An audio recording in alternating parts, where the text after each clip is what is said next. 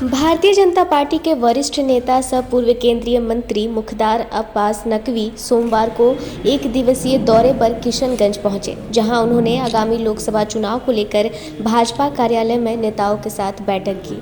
बैठक में भाजपा के विधान पार्षद डॉक्टर दिलीप कुमार जायसवाल, जिला अध्यक्ष सुशांत गोप, भाजपा जिला प्रभारी मनोज सिंह सहित अन्य नेता मौजूद थे।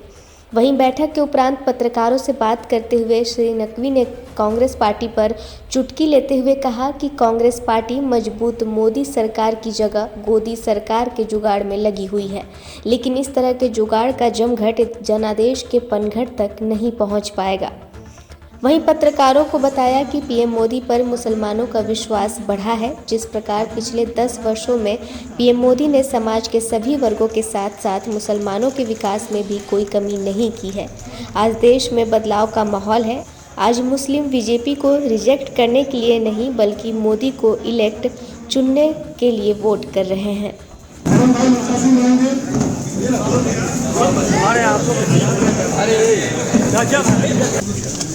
देखिए, कांग्रेस और उसका गोदी गिरोह मजबूत मोदी सरकार की जगह मजबूर गोदी सरकार के जुगाड़ और जोड़ तोड़ में लगी हुई है, और उसको भी ये भी मालूम है कि इस तरह का जुगाड़ का जमघट उसको जनादेश के पनघट तक नहीं पहुंचा पाएगा, और इसलिए वो मजबूर गोदी सरकार इसलिए चाहते हैं कि जो कांग्रेस पार्टी अपने रिमोट का रिवोट उसको बना सके, और इसलिए जो है वो समाजवादी टीपू और सामंती सुल्तान के बीच में सत्ता का संग्राम, सपनों की सत्ता का संग्राम चल रहा है।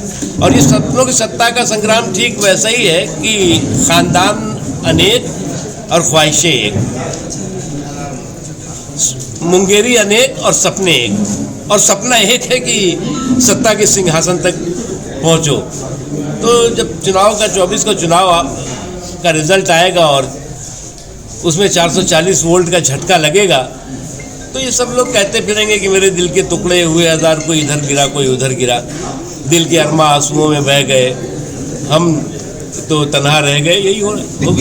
भारत जोड़ो न्याय यात्रा पर क्या कहेंगे सर? भारत जोड़ो न्याय यात्रा पर राहुल गांधी जी निकले हुए हैं। देखिए, मुझे क्या लगता है कि इस गठबंधन की गठरी में जितने छेद हैं उससे ज़्यादा कांग्रेस के गोदी गैंग में महत्वाकांक्षी मतभेद है। और ये कांग्रेस का जो गोदी गैंग है, गोदी गैंग इसलिए कह रहा हूँ कि कांग्रेस पार्टी तो अपने आप को जो है वो सामंती और सुल्तानी सूरमा मानती है, तो अपने साथ कहीं पे ईंट कहीं का रोड़ा इकट्ठा करके और कोशिश कर रही है कि कोई रिमोट का रिवोट तैयार करो।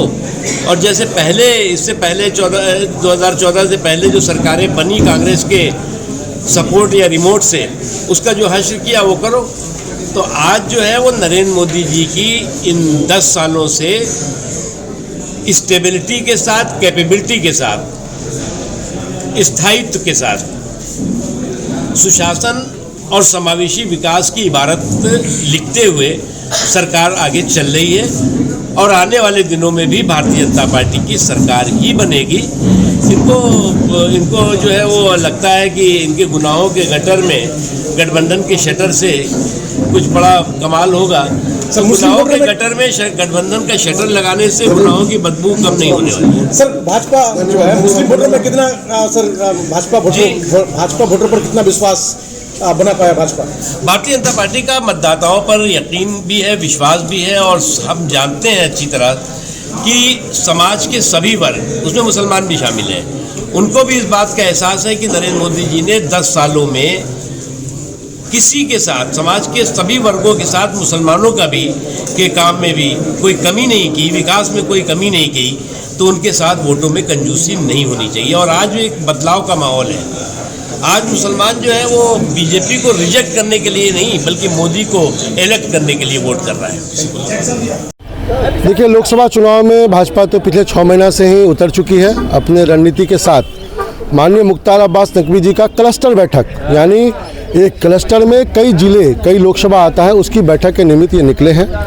आज अपने लोकसभा प्रबंधन समिति और लोकसभा कोर कमेटी की बैठक माननीय दिलीप जायसवाल जी और मुख्तार अब्बास नकवी जी ने लिए हैं।